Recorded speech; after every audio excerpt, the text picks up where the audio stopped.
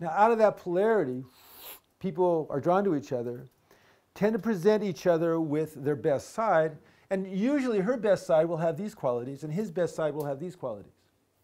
And they'll want to know each other, which is a form of interpenetration, it's a joining. And that's love. Love is unity. Love is oneness. And so they'll be curious, and even in the briefest of relationships, there will be that hunger to know each other, to be known by each other. Hunger, hunger, hunger, and then the hunger to touch each other, and then the hunger to go deeper, and then they're lovers, and then, sex. And then there's sex all the time. And this period of romantic infatuation lasts anywhere from a couple of days to 18 months. 18 months, one person said, was the average. I've never seen any studies about it. She said that was what she thought the average was. I think that the average is less than that myself. And romantic infatuation is driven by brain systems that are very, very, very close to the addiction center in your brain. Pleasure center and the ventral medial hypothalamus. Dopamine and serotonin driven. Norepinephrine driven. Catecholamines. Excitement neurotransmitters. And so you look at your lover and endogenous morphine-like substances flow. And you look great. And she looks at you, you're a guy, and you're being great, and endogenous morphine-like substances go. And first of all, you're on basically an emotional, biochemical vacation from all your defensive states, because you know what? Everything that you do is beautiful.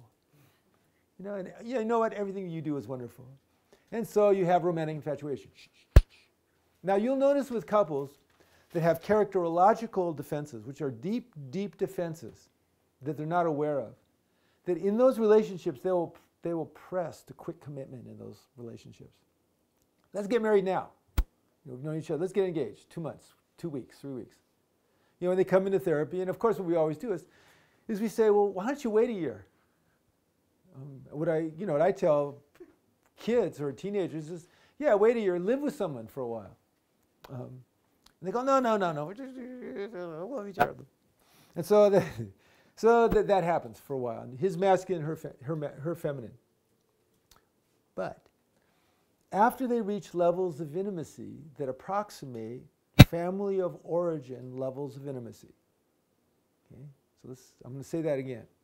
They get closer and closer, get to know each other more and more.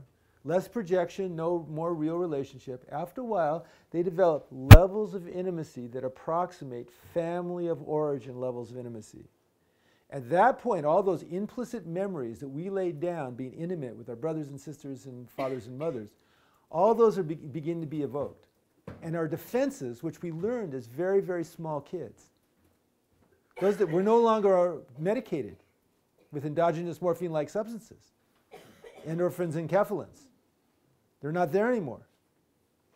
And so we begin to have neurotic relational patterns are enacted.